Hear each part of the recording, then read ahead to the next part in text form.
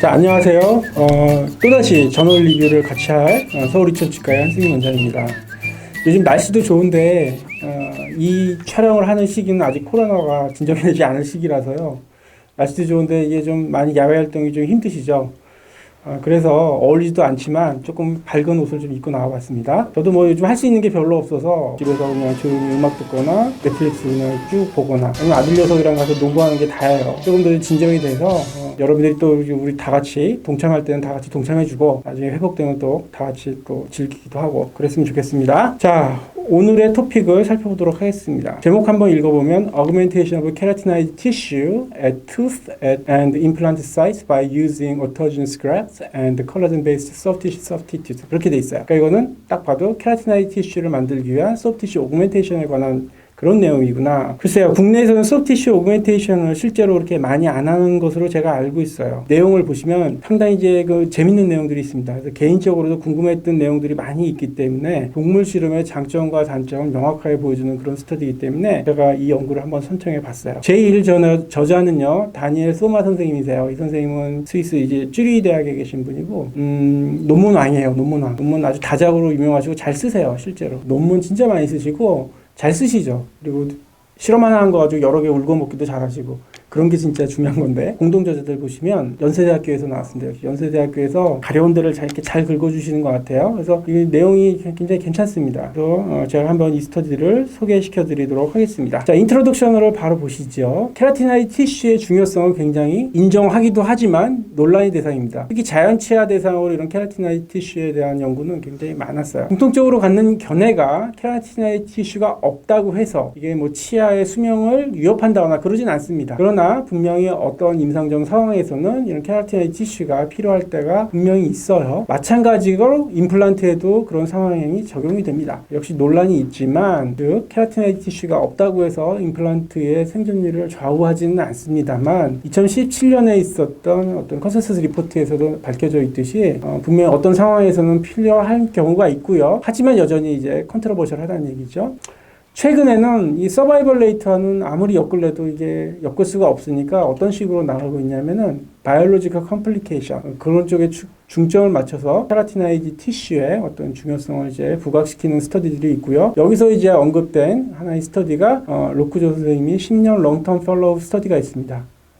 잘 쓴 스터디니까 이것도 궁금하시면 한번 찾아보시면 좋겠어요. 그래서 이건 소프트 티슈 오그멘테이션에 대한 그런 스터디로서 이런 케라티나이드 티슈를 만드는 방법은 전통적으로 에이피칼리 포지션드 플랫부터 해서 거기에 부가적으로 autogenous 그래프트 즉 프리징지발 그래프트를 하는 것과 아니면 요즘 유행하고 있는 이제 대안으로 떠오르고 있는 소프트 티슈 대체제죠. 제노제닉 콜라겐 매트릭스 같은 거를 이용해서 하는 방법들이 있어요. 개인적으로는 소프트 티슈 오그멘테이션을 할 때 자가 조직을 쓰는 것이 가장 효과가 있는 게 있다고 생각이 되는데 한편으로는 그 수식이 좀 어그레시브하기 때문에 그런 소프티슈 대체제가 개발됐으면 하는 간절한 바람이 있기 때문에 이런 스터디를 제가 읽어보게 됩니다. 괜찮다고 생각한 점이 밑에 나와 있습니다. 이 에이피칼리 포지션드 플랩을 할 때 케라티나이드 티슈가 남아있는 경우와 남아있지 않은 경우가 있어요. 그래서 에이피칼리 포지션드 플랩에 그 케라티나이드 티슈 밴드를 포함시키는 것이 임상적으로 어느 정도 의의가 있겠느냐 좀 굉장히 궁금했어요. 그래서 소프트 티슈 오그멘테이션을 이 연구에서는요 프리징주알 그래프트와 콜라겐 매트릭스 여기서 뮤코 그래프트를 사용했고요. 에이피칼리 포지션드 플랩 이 세 가지를 비교를 하는 것에 더해서 이것도 제가 마음에 들어요. 치아 사이트와 임플란트 사이트를 각각 나눠서 한다는 거예요. 보통 치아 사이트는 잘 됩니다. 임플란트 사이트는 하기가 어려워요. 아무래도 힐링 포텐셜도 많이 떨어져 있고 조건이 좋지 않은 경우가 많아요. 그리고 거기에 덧붙여서 아까 이제 케라티나이드 밴드가 남아있는 게 어떤 의의를 가지는가 그거를 보겠다는 게 이 스터디의 목적이에요. 스터디는 랜더마이즈드 컨트롤드 스터디를 했습니다. 동물 실험의 장점 중에 하나가 랜더마이즈드 컨트롤드 스터디 하기가 되게 쉬워요. 환자를 이렇게 까다롭게 고르는 게 아니고 동물 잡아서 딱딱딱 설정하면 되니까요. 여기서 이제 개를 사용하였고요. 그 다음에 크게 서저리는 세 가지입니다. APF, FGG, 그 다음에 뮤코그래프트 사용한 거 세 가지인데 거기를 치아 사이트, 임플란트 사이트, 그리고 케라티나이드 티슈를 포함했느냐 안 했느냐에 따라서 총 12개의 서지컬 인터벤션이 이루어져요. 그러니까 이건 동물 실험의 장점이기도 하지만 단점이에요. 테스트군을 굉장히 많이 만들 수 있다. 동물 비싸잖아요. 한번 하기도 실험하기도 어려운데 그 동물 하나 가지고 여러 가지 결과를 얻어낼 수 있으니까 좋기도 할 것 같은데 이렇게 데이터가 많아져 버리면 읽는 사람 입장에서는 솔직히 이게 부담돼요. 한눈에 들어오지도 않고 이 데이터 정리가 잘 안 돼요.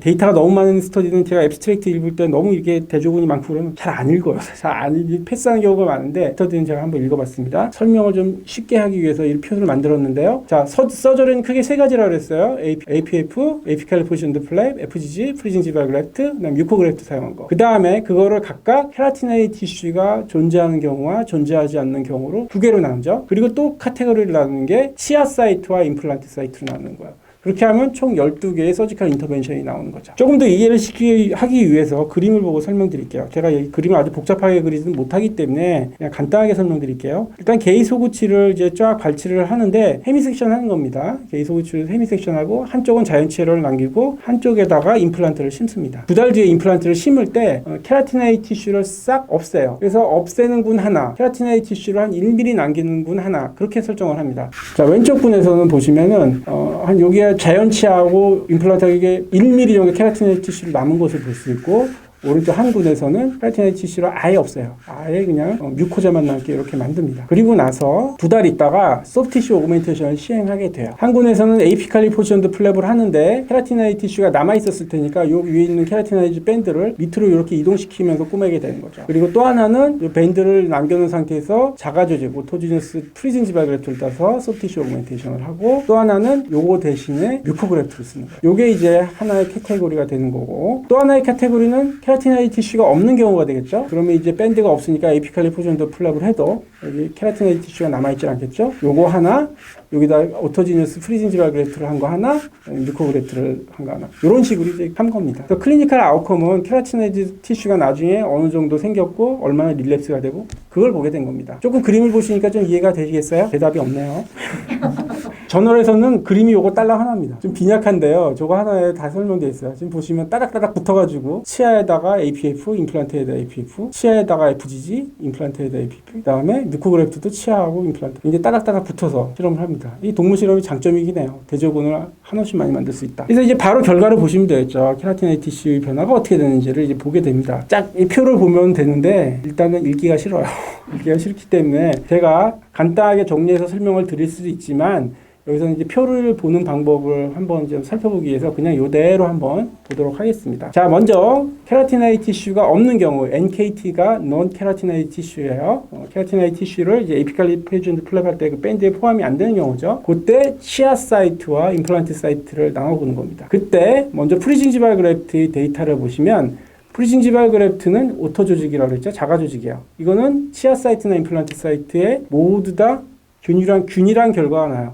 여기서 균일한 결과가 나왔다는 것은 둘 다 좋은 퍼포먼스를 보였다는 뜻이에요. 케라티나이드 티슈가 없는 상황에서 뮤코그래프트를 쓰면 어땠느냐? 대충 결과를 보시면은 자연 치아가 남아있는 상태에서는 결과가 괜찮았어요. 근데 임플란트 사이트에서는 결과가 자연 치아보다는 좀 못했어요. 이거는 에이피칼리 포지션드 플랩만 했을 때도 비슷한 결과가 나옵니다. 즉 이런 그래프트를 쓰거나 그런 소프티슈 대체제를 쓰거나 에이피칼리 포지션드 플랩을 할 때는 아무래도 임플란트 사이트에서의 결과가 좋지 않다는 것을 알 수가 있어요. 자, 그 다음에 케라티나이드 티슈가 남아있을 때의 결과를 보면, 자가 조직을 썼을 때는 치아 사이트와 임플란트 사이트 두 군데에서 모두 비슷한 결과를 보여줘요. 여기서 한 가지 빼먹었는데 이 수치가 지금 두 개로 돼 있잖아요. 위의 값과 아래 값이 있습니다. 위의 값은 메디안 값, 아래 값은 민값, 즉 위의 값은 중앙값, 아래 값은 평균값이에요. 통계적으로 어떻게 쓰는지는 저는 사실 정확하게 모르겠어요. 대충 이해하기로 이렇게 평균 곡선 그래프가 있잖아요. 그래프가 있을 때 양쪽의 분포가 비슷하면 평균값이 좋고, 분포가 한쪽으로 치우쳐져 있으면 메디안 값이 좋다고 그래요. 이게 실제로 어떻게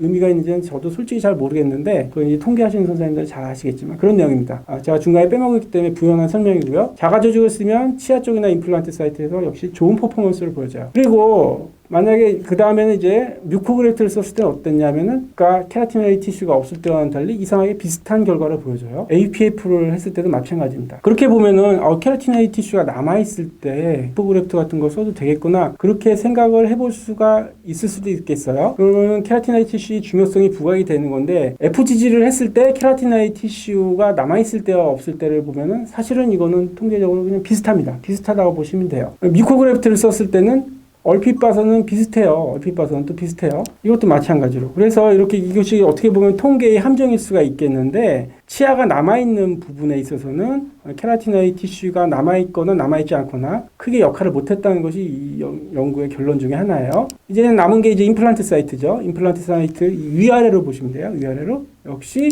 자가 조직을 썼을 때는 비슷한 결과를 나요. 두 개 다 이제 좋은 결과를 보였다는 얘기예요. 자, 뮤코그래프트를 썼을 때는 어떻게 보면은 케라티나이드 티슈가 남았을 때가 수치가 훨씬 좋아 보여요. APF만 했을 때도 마찬가지고요. 그런데 이거를 이제 이런 때는 설명을 한번 보셔야 돼요. 테이블만 보시지 마시고. 설명을 한번 보면 역시 이럴 때 통계적으로 유의성 있는 차이가 없다고 얘기를 해주고 있어요. 이건 잘 모르겠어요. 저도 이거는 통계에 대해서 제가 잘 모르기 때문에 정확하게 어떻게 설명이 될지는 모르겠으나 어쨌든 결론은 그렇게 내와 있기 때문에 그런 걸 때는 한번 리절트 결과 설명을 한번 쭉 읽어보시는 게 필요합니다. 그 다음에 이제 관심이 있는 임플란트 사이트에서 결과를 보면 역시 프리징지발 그래프트 자가 조직에 사용하는 것이 뮤코그래프트 스킨 대체제나 그냥 에피칼리 포지션드 플랩을 했을 때보다 월등한 결과를 보이는 것은 확실한 것 같습니다. 여기까지가 결론이에요. 굉장히 복잡하죠, 사실은. 이제 테이블을 보는데도 한참 쳐다보고 있어야 되고 잘 이해가 안 가면 또 리절트 그 깨알 같은 글씨를 봐야 되니까 조금은 어려울 수 있겠다 싶습니다. 자, 그래서 이제 디스커션으로 넘어갑니다. 디스커션의 첫 부분에는 역시 이 스터디의 결과를 요약해서 설명해 주고 있어요. 딱 넘버링해서 설명해 주기 때문에 편하죠. 자, 임플란트 사이트에서는 누가 뭐래도 임플란트 사이트는 조금 더 조건이 안 좋은 상황이라고 보시면 돼요. 임플란트 사이트에서는 프리징지발 그래프트가 가장 프레딕티브한 수식이다. 그렇게 이거는 컨센서스 리포트의 결과도 인치합니다. 그 다음에 투스 사이트에서는 여기서는 어떤 걸 써도 된다고 결과가 그렇게 차이가 나지 않는다고 되어 있어요. 심지어는 그래프트를 안 쓰는 에피칼리 포지션드 플랫만 해도 차이가 나지 않았다고 되어 있어요. D번에 대한 거는 뮤코그래프트 같은 스킨 대체제를 사용하는 스터디에서 항상 그 장점으로 부각하는 내용인데요. 심미적인 면입니다. 그래서 보통 프리징지발 그래프트의 단점 중에 하나가 딱 그래프트를 보면 이게 차이가 많이 나거든요. 예쁘게 되지 않는 문제가 있는데 사실 그 예쁘게 하는 요령이 있습니다. 별로 티나지 않게. 근데 어쨌든 간에 통계적으로 봤을 때는 전반적으로 봤을 때 에스테틱한 면에 있어서는 스킨 대체제가 조금 우위에 있는 것은 맞는 것 같아요. 이게 이제 결과를 한번 정리해 준 거고요. 그 다음에 이제 나오는 내용으로서는 임플란트 사이트에서는 왜 프리징지발 그래프트가 뮤코그래프트나 APF를 쓴 것보다 우위 있는 결과를 보였는가, 자연치에서는 왜 그러지 않았는가, 그거를 이제 설명을 해주고 있어요. 그래서 그 부분을 제가 따와서 이렇게 여기다 넣어놨는데, 자, 임플란트 사이트에서 프리징지발 그래프트가 유용하게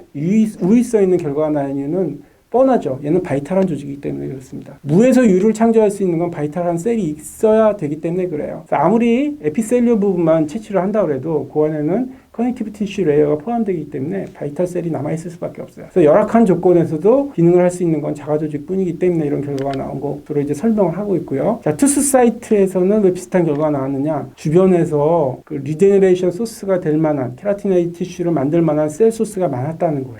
우리가 리제너레이션을 할 수 있는 소스가 페리오돈탈 리가멘트가 있고요. 보온메로가 있고요. 그 다음에 또 하나가 뭐죠? 갑자기 생각이 안 나네. 페리오스트. 잠깐 다시 거기서부터 다시 하자. 갑자기 생각이 안 나.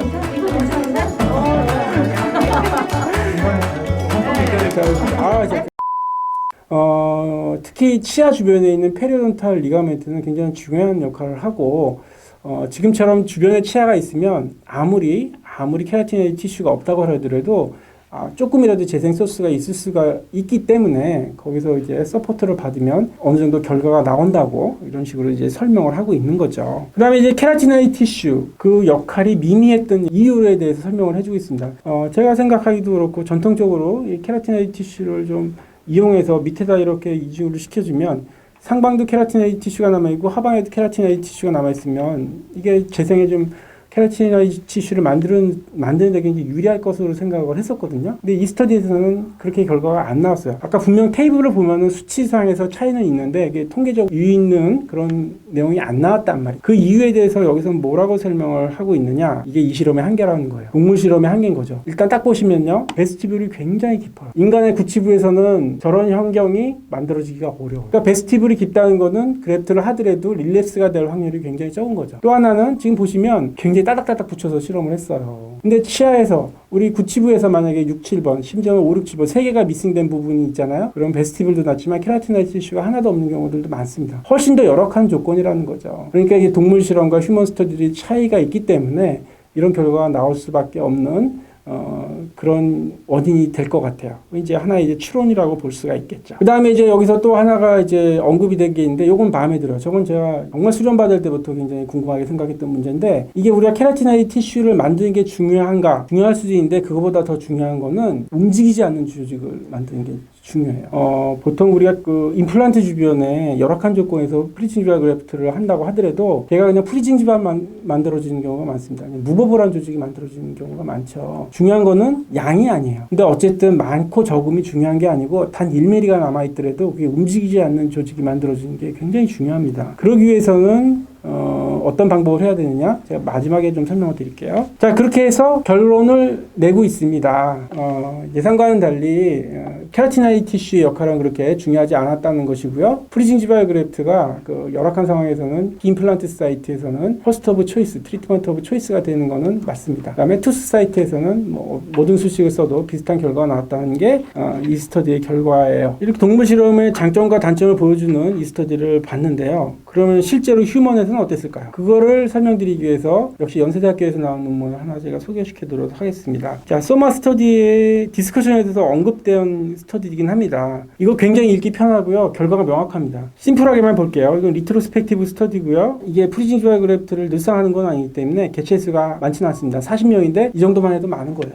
마음에 드는 거는 정말 베스티블이 낮은 하 구치부에 케라티나이드 티슈가 없는 상황에서 진행을 했다는 거예요. 저건 정말 마음에 듭니다. 그래서 심플하게 에이피칼리 포션드 플랫만 한 경우가 한 15명, 프리징지발 그래프트를 한 게 14명, 콜라겐 매트릭스를 쓴 경우가 11명이에요. 6달, 12달째 케라티나이드 티슈의 양을 측정하는 아주 간단한 실험이지만 결과가 아주 명확한 스터디입니다. 아주 읽기도 좋고 머리에 쏙쏙 들어오는 스터디예요. 자, 위에는 APF, 중간은 FGG, 마지막은 뮤코그래프트를 사용한 스터디고요.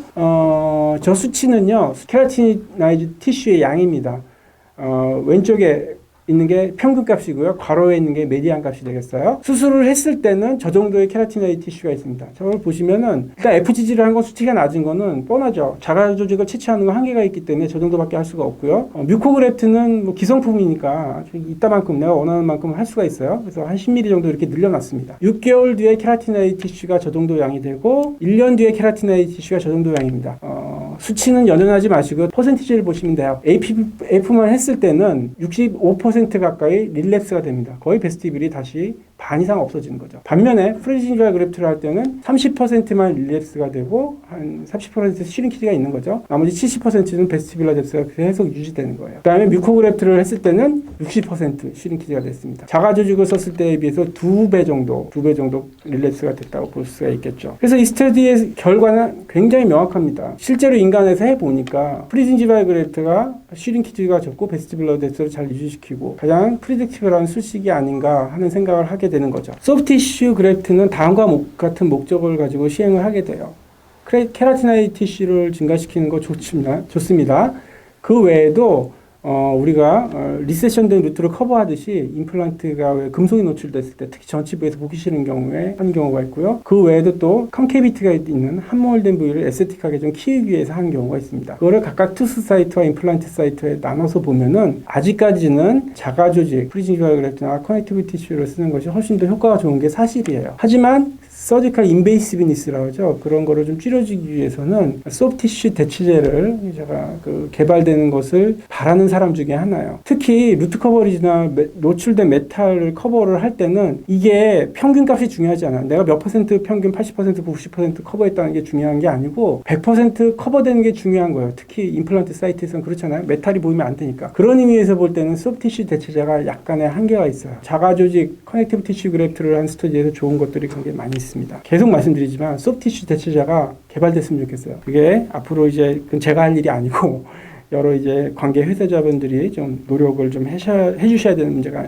아닌가 싶습니다. 그래서 케이스를 좀 보면서 오늘을 마무리할까 합니다. 오늘 저널 리뷰를 마무리할까 해요. 구치부에서 프리징지발 그래프트를 좀 잘하는 방법, 좀 예쁘게도 좀 만들고 확실하게 베스티블을 늘리는 요령에 대해서 좀 설명드릴게요. 사실은 6번까지는 좀 쉽습니다. 6번까지만 해도 베스티블이 어느 정도 존재하기 때문에 사실 6번까지는 누구나 다 잘할 수 있어요. 하게 어려운 부분 7번 부위입니다. 7번. 지금도 보시면 7번 쪽에 케라티나이드 티슈도 제로고 베스티블이 하나도 없어요. 제가 하는 방법은 뭐냐면은 이 부분을 원칙적으로는 에이피칼리 포션드 플랩에서 밑에 꼬매야 되잖아요. 사실은 자연치가 아닌 임플란트 사이트에서는 이게 스카티슈로 두꺼워져 있는 경우가 많아요. 그래서 저는 어떻게 하냐면 아예 잘라버려요. 아예 과감하게 시저나 블레이드를 가지고 전체를 크게 도려냅니다. 이 부분을 좀 얇게 만들죠. 그리고 나서 여기는 꼬매줘도 그만, 안 꼬매줘도 사실 그만입니다. 여기 꼬맸네요. 그리고 나서 여기 잘 보시면 아시겠지만 밑에다 페네스트레이션 수식을 줍니다. 즉 본을 디뉴데이션 시키는 거죠. 본을 드러내서 최대한 릴랩스를 좀 막아주고자 하는 거죠. 스카티슈 같은 걸 만들어서 최대한 릴랩스가 되지 않게 막아주는 겁니다. 그리고 이 본베드가 이제 리시피언트 베드를 설정을 할 때 벽할 쪽만 하지 마시고 특히 7번 쪽에서는 저 후반까지 좀 넓게 하시는 것이 좋아요. 그래서 프리징 지발 그래프트를 딸 때 약간 두껍게 따시고 좀 울퉁불퉁한 부위가 없게 깨끗하게 다듬어서 이렇게 이식을 저 뒤에까지 딱 여기까지 끊지 마시고 생각보다 뒤에까지 하시면 두꺼운 조직 자르고 페니스트레이션 들고 하시면은 비교적 효과가 있는 것 같아요. 7번에서 말씀드리는 거예요, 주로. 그럼 이런 식으로 이제 베스티뷴이 늘어났다가 조금 릴랩스가 되겠죠. 프로비저널 레스토레이션 단계고 이때까지만 해도 괜찮고 여기가 1년 뒤의 모습이에요. 약간 뭐 릴랩스가 된 것 같긴 하지만 확실하게 베스티뷴이 형성되어 있고 프리징 지발 그래프트 해놓은 것도 그렇게 힐링이 밉지 않게 티나지 않게 예쁘게 된 것을 볼 수가 있어요. 이렇게 하시면 좋을 것 같아요. 그다음에 제가 소프트 티슈 대체제가 개발되기를 이제 바라는 사람으로서 뮤코그래프트 썼던 케이스를 하나 보여드릴게요. 이거는 거의 10년 가까이 지금 팔로우업이 되어 있고요. 애석하게도 6번 자리예요. 7번 자리에는 제가 할 자신이 없었기 때문에 7번 자리는 그리고 대합체 6번밖에 없어서 여기는 6번밖에 임플란트가 신겨져 있지 않습니다. 그래서 7번 하나만 제가 했는데요. 사실은 지금 베스티뷴이 충분히 좀 깊어져 있는 상태라서 비교적 하기 쉽습니다. 지금 보면 케라티나이트 티슈가 이제 거의 안 남아 있는 상황이고요. 동일하게 에이피칼리 푸신드 플랩하고 페네스트레이션을 주었습니다. 그리고 여기 뮤코그래프트를 이렇게 설치를 한 거죠. 그랬을 때 보면은 이 사진과 이제 비교해 보시면 베스티뷴의 술 후에는 어느 정도 지금 증가가 되어 있는 것을 볼 수가 있고요. 힐링 과정을 보시면 케라티나이트 티슈가 약간이라도 좀 늘어난 것을 볼 수가 있습니다. 그리고 베스티뷴라 뎁스가 늘어난 거는 괜찮아요. 그리고 나서 쭉 팔로우업을 해보면 재작년인가 찍은 사진이니까 베스티뷴이 좀 늘어나 있죠. 지금 한 10년 가까이 됐겠죠. 비록 케라티나이트 티슈가 없지만 리세션이 생겼거나 그러지 않아요. 그리고 베스티뷴이 충분하게 깊어져 있음으로 해가지고 임플란트도 본 레벨도 잘 유지가 되어 있고 그런 양상을 보여주고 있습니다. 그래서 꼭 케라티나이트 티슈가 생기지 않더라도요. 이런 식으로 베스티뷴러 뎁스가 유지가 되고 임플란트 헬스가 유지가 될 수 있다면 그럴 정도라면은 괜찮지 않을까. 꼭 프리징 지발 그래프트를 썼지 않았지만 괜찮은 결과가 되지 않을까 하는 생각을 해보게 됩니다. 마지막으로 이건 이제 버티컬 오그멘테이션을 했던 케이스인데 이런 경우는 뭐 베스티뷴 너무 낮아 있습니다. 자, 이런 경우는 아직까지는 스킨 대체제를 쓰는 게 좀 한계가 있는 것 같아요. 프리징 지발 그래프트를 써도 이거는 될똥말똥 그렇습니다. 겨우 이 케이스에는 프리징 지발 그래프트로 어느 정도 이렇게 베스티뷴을 만들어낸 것을 볼 수가 있죠. 이런 상황이라면 아직까지는 이런 프리징 지발 그래프트를 스킨 대체제 대신에 쓰시는 것을 권해드립니다. 자, 오늘 내용은 여기까지고요. 이거 소프티슈 오그멘테이션에 관심이 있으신 분들은 좀 재밌게 들으셨을지 모르겠어요. 그 선호도에 따라서 선정한 저널이 아닌가 싶어서 좀 죄송스러운 마음이 있습니다만 추후에 또 궁금한 내용이 있으시면 또 문의를 주시면 저희가 또 준비를 해보도록 하겠습니다. 자, 오늘도 한 표 부탁드리겠습니다.